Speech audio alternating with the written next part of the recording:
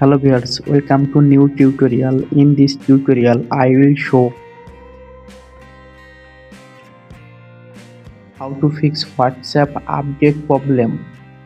When open on WhatsApp, show the problem. This version of WhatsApp become out of date problem. Let's see how to fix this problem. Open on phone setting. Scroll down. Tap on apps. Search WhatsApp. Click on WhatsApp. Tap on clear data. Tap on clear cache. Tap on OK. Open on Google Play Store.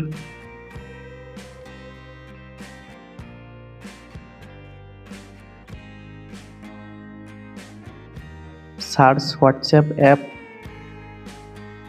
and update WhatsApp app.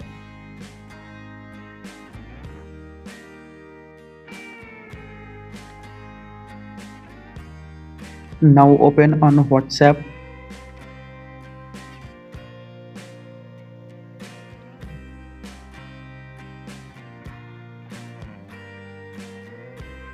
WhatsApp update problem solved. Thanks for watching. Don't forget like and subscribe.